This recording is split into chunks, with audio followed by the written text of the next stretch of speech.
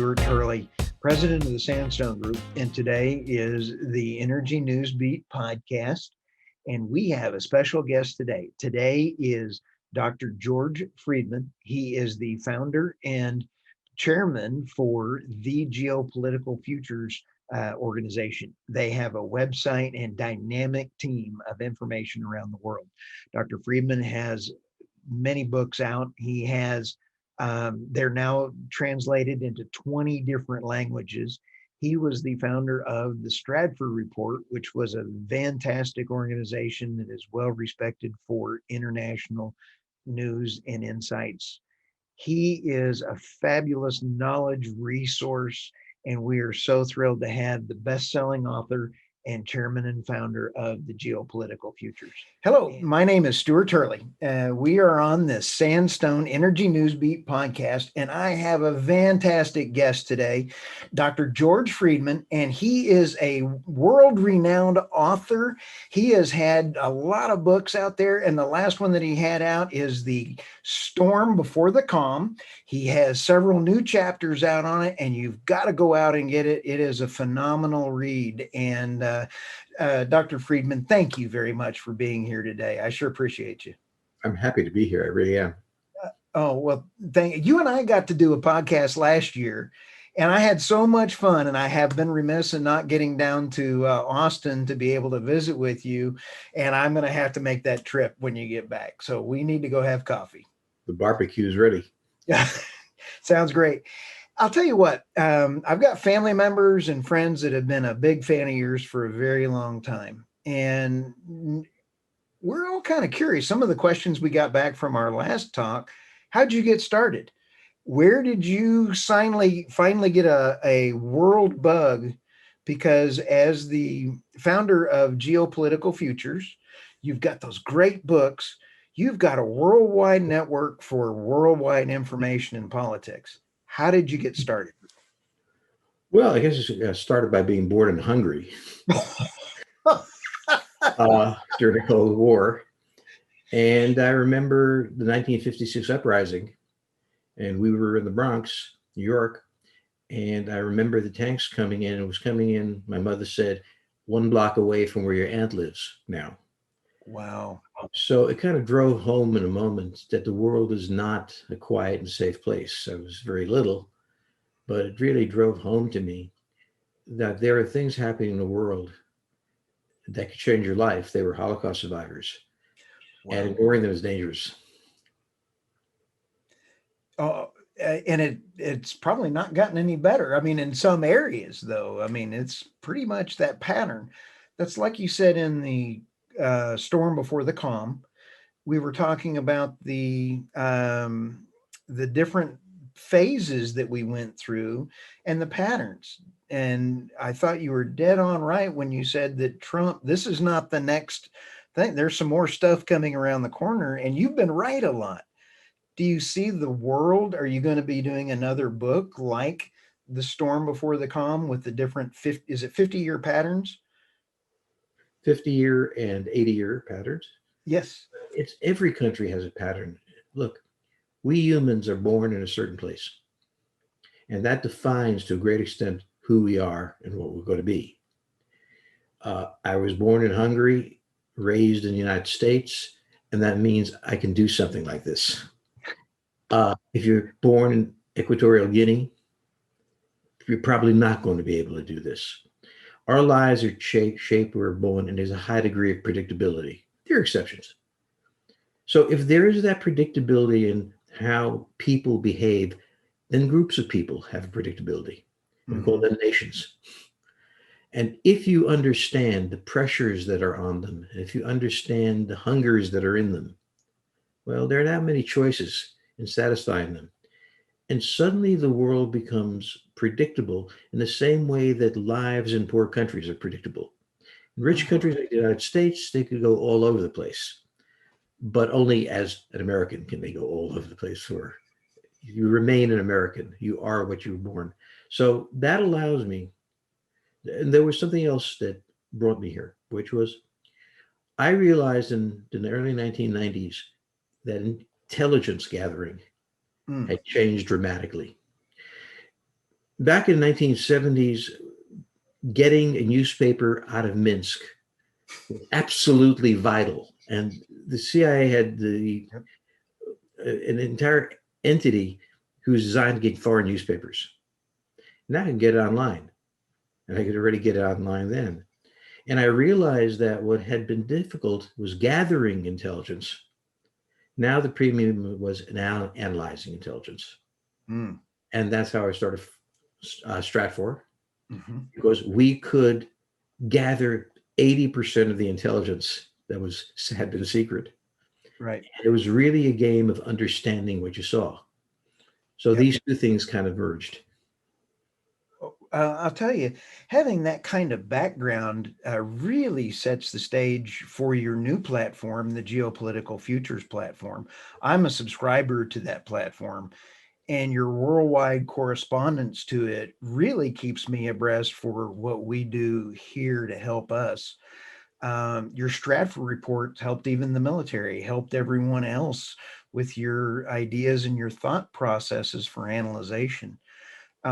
What are you seeing coming around the corner as we kind of see what's going on? You had an article, it was a Russian move in Europe. It was put out on June 1st. And could you tell us a little bit what you were thinking in that article as you put that out? It looked like the organization principle of Russia, and you had a couple good thoughts in there from our good buddy Putin. So, Well, in 1991, the Soviet Union lost the states that the Tsars had developed in the 18th century. mhm, And this was their strategic depth. It was because of distance that Napoleon failed. It mm, was because of distance that twice the Germans failed. Hitler failed taking it. yep, They lost it. Now, if I'm a Russian and I'm Putin and I'm from the KGB and I'm right, a patriot, I want those lands back. And those lands that he had lost in right, 1914, in 2014, I should say, Ukraine, is the right. key to Russian security. And he believes that it was an American planned coup. Oh, Well, he argued that a legally elected president was deposed with the laws of deposing him done the Sunday morning before he was kicked out, and that the crowds were gathered and organized by American NGOs. right, Now, his view is he hacks computers. We use NGOs. I'm not going to argue what happened in Ukraine. It's sufficient that he believes he has to get it back. Hard thing to do. So he went into Belarus, north of the Ukraine, right, bordering on Poland, and essentially did a soft coup himself, taking control of it. He went into the South Caucasus, yeah, uh, this war between Azerbaijan and the Armenians. He now has military in South Caucasus as peacekeepers. right, Good move out, Vladimir. Now we think he's going to be nibbling at Moldova, which is on the Romanian-Ukrainian border. He's right, building a structure around Ukraine.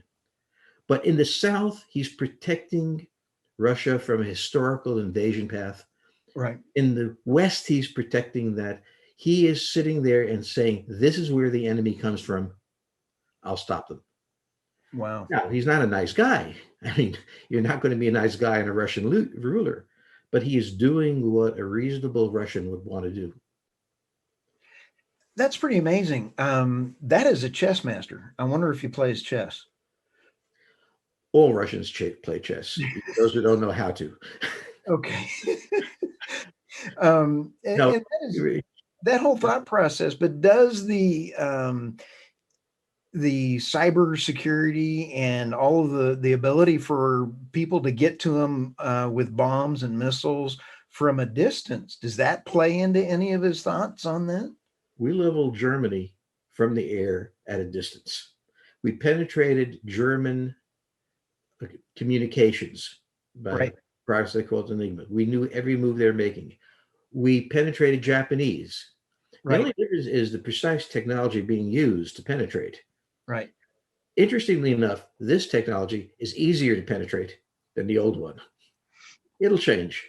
But cybersecurity is one of those things that they're going to hack you, they're going to hack you. Right. Uh, it doesn't change the direction of nations. Mm. What changes the direction of nations is weakness. And that weakness is unforgivable in this, Wow. I like that. Can I quote you on that? by all means. That that is amazing. I really like that. I mean, now that you sit back and go, it's weakness that makes the difference. That's unbelievable as far as that. Where, so it, Putin gets, I believe, and I have to fact check myself, sir. 35% of his GDP comes from energy. Yes. And so when he's trying to get that Nord Stream 2 done, and he's trying to really muscle in that control mechanism in through there, energy plays into a big mess with Putin. So, Energy is Russia's strength and right. probably fatal weakness. Oh, Russia is a third world country. It lives in the export of a primary commodity whose price it can't control. mm, Which means when that price tanks, as it did a couple of years ago, he is in a terrifically bad position. Any Russian leader, forget Putin, would be in a terrifically bad position. wow. What he wants to do, what he wanted to do after the fall of the Soviet Union, after he replaced Yeltsin, is to build a modern economy. He Mhm. never could. He never could because capital was in the hands of the oligarchs. Much of the capital wound up in New York banks, in British banks. He Yep. couldn't get control of them because that was the way he came to power. And this is the tragic long term problem of Russia. Mm, The means of getting to power and holding on to power require that you dissipate your strength on holding power. hmm. And in doing that, you can't build an economy. No, I hadn't thought of that kind of a policy, but he is definitely in that strength. He exudes strength in that, but he had monetary issues. If I'm just kind of trying to summarize that point. I put it this way: if you walk at a bar and you're afraid of a fight, look tough. Oh, that's good. I Leave like it it. around the Bronx. Don't Or look take the there. first punch and you knock the big guy out, right? Well, make sure that first punch knocks him out. Putin, if you look, operates in the former Soviet Union. He sends intelligence capabilities elsewhere, but he's aware both of his distance and the psychological warfare he has to play. This is the Wow. same thing the Soviets did in the Cold War. They were not nearly as powerful as the Americans imagined and Right. the military did, but they convinced us they were our peer power. So one of the things, if you're playing the United Hmm. States, is appear bigger than you are. Chinese are playing this game too. Right. It's not that they're not serious powers, significant powers, but you don't play the United States and look weak Mm, because we have no sympathy for the weak. right. So if you look strong, we'll deal with you. So right now we have China talking about invading Taiwan. Hmm.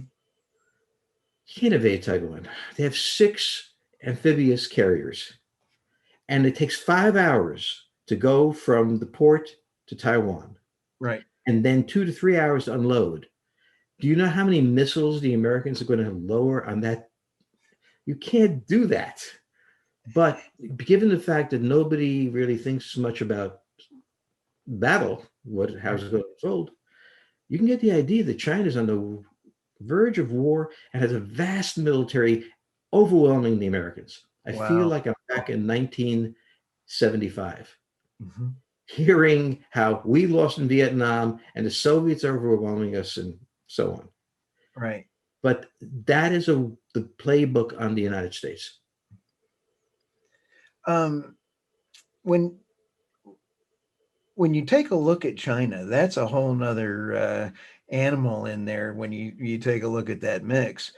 Um, what about the islands that they've been building out there in that general area in the China Sea? They're getting additional reach with that, with those islands that they put out there. Yeah, in a war, they'd last about 30 minutes. They're small islands. They look good. They're very impressive, but Okay, you don't put your forces on a small island against right. the U.S. Air Force. Yeah, that's funny. And they have all these ships. I saw a article not too long ago on it where they have all these old tankers and things that are lined up out there trying to put a big fear that they've got a ton of military ships out on it. So, They've got they've got a serious navy, but they've got a the problem is this: the United States has alliances: yep, Japan, South Korea, Taiwan, Philippines, uh, Indonesia, Singapore. We have a base on India. You know how many in the world China has one formal ally? Pakistan.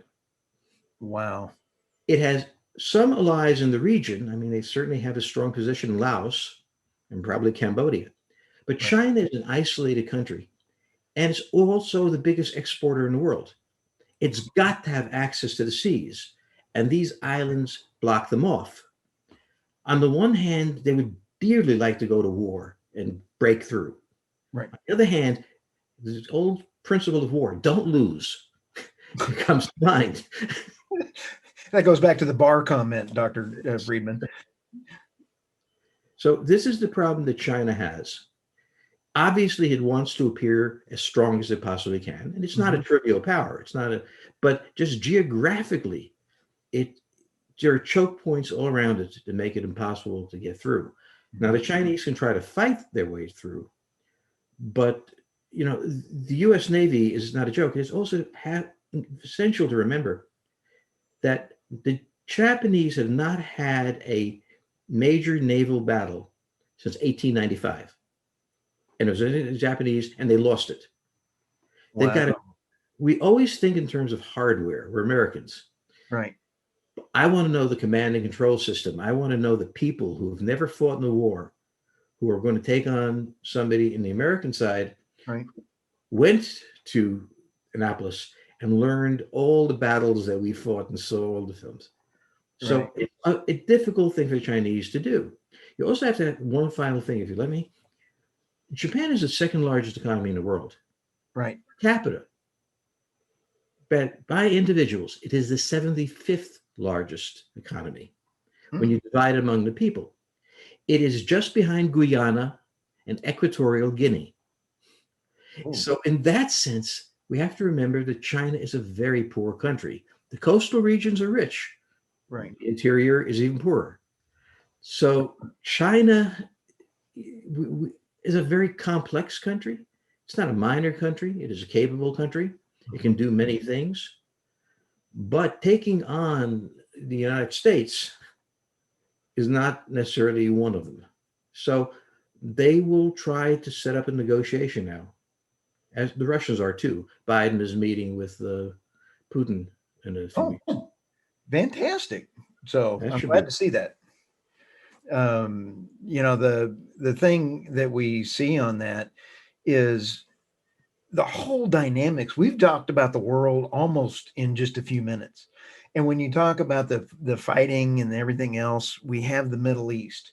We only have a few more minutes on this podcast, and we take a look at Iran and how it's impacting the world by all these things. We have 10 minute. My Mr. Producer just gave me a 10-minute warning.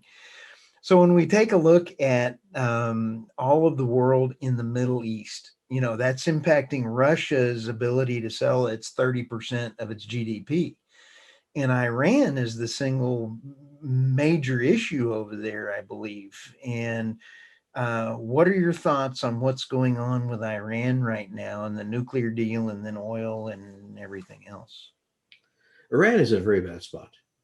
The entire Arab world is in alliance with Israel and deployed against Iran.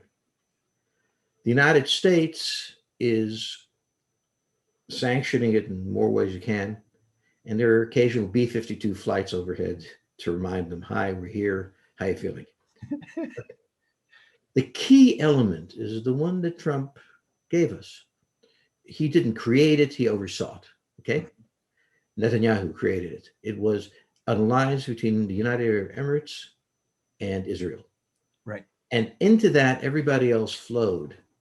Until now, the Iranians face a solid block. Now, the president has pledged in the campaign that he wants to negotiate the old deal. Mm. Well, the current deal looks pretty good to me, but the president has a campaign promise, so we'll go and negotiate. And the Iranians are very good at blowing up a negotiation. So I suspect that that's what's going to happen here. Mhm. I think he said it during the campaign, but hell, everybody says something during the campaign. I think he's looking at this right now and saying, this is something I don't want to really mess with too hard. And the Iranians are saying we already have a settlement, and the Americans saying, no, we don't. So you get what's going on.